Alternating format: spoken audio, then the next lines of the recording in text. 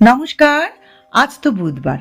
চলুন, আপনারা সকলেই জানেন বুধবার গণেশ বাবাজির একটা বিশেষ করে পুজো করা হয়, মানে বিশেষভাবে আর কি। সেরকমই আমিও গণেশ বাবাজিকে স্নান করিয়ে একটু বিশেষভাবেই পুজোটা সেরে ফেললাম।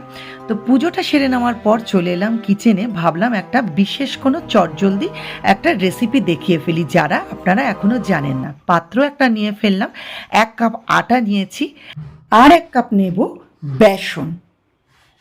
আটা বেসন সব পরিমাণ এক থাকবে।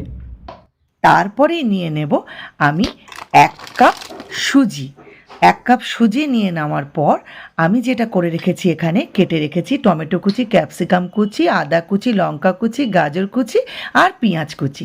এবার একটু নুন দিয়ে দিলাম ওইটার মধ্যে, তারপর দিয়ে দিচ্ছি একটুখানি গোলমরিচের গুঁড়ো।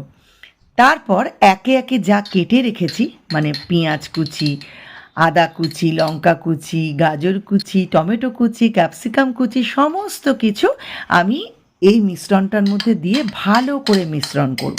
ভালো করে ঘেঁটে নিয়ে তারপর যেটা করব দেখুন,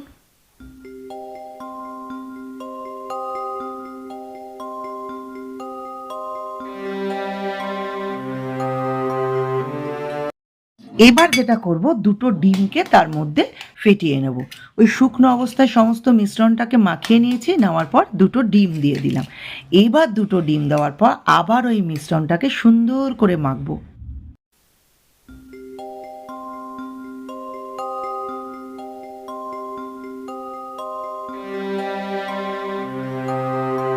এবার আপনারা দেখতে পেয়েছেন আমার কিন্তু সমস্ত মিশ্রণটা ভালো করে ঘাটা হয়ে গেছে। এবার একটু বাটিতে সাদা তেল নিয়ে নিচ্ছি। এবার কড়াইয়ের মধ্যে যথারীতি সাদা তেলটা হালকা করে মাখিয়ে নেব। এবার যেটা করব, অনেকেই এরকম অনেক কিছু বানিয়ে থাকেন, সবাই জানেন একই প্রসেস, সেই ডিমের অমলেটের মতোই বলতে গেলে সেরকমই প্রসেস। সুন্দর করে মেলে দিচ্ছি, এপিঠ ওপিঠ ভেজে নেব। এবারে আপনাদেরকে একটা কথা বলি, এই যে ভেজে নেওয়ার পর এপিঠ ওপিঠ আমি কিন্তু বাটার মাখাচ্ছি, ঠিক আছে? আমি যে বাটারটা মাখিয়ে নেব, এখানে কিন্তু আপনারা বাটারের পরিবর্তে চিজ দিতে পারেন, একটু হালকা মেয়োনেজ দিতে পারেন, যার যেটা ভালো লাগে, যে ফ্লেভারটা সে কিন্তু সেটি ব্যবহার করতে পারেন। তো দেখুন, আমার কিন্তু যথারীতি এটা বানানো হয়ে গেল। এতটাই তাড়াতাড়ি এটা বানানো হয়, ওই জন্য আমার কোনো আলস্যও লাগে না এটা বানাতে। আপনারাও একবার করে দেখতে পারেন বিভিন্ন রকমভাবে ফ্লেভার আনার জন্য। ওই যে বললাম, বাটার নয় মেয়োনিজ নয় চিজ দিতেই পারেন। দিয়ে রান্নাটি কিন্তু আমার কমপ্লিট হয়ে গেল। এবার আমি নিজেকেই নিজে পরিবেশন করে ফেললাম।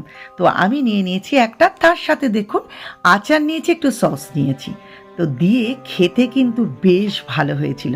আপনারাও একবার করে দেখবেন, অবশ্যই কিন্তু আমাকে জানাবেন কেমন লাগলো চটজলদি রেসিপিটা। টাটা।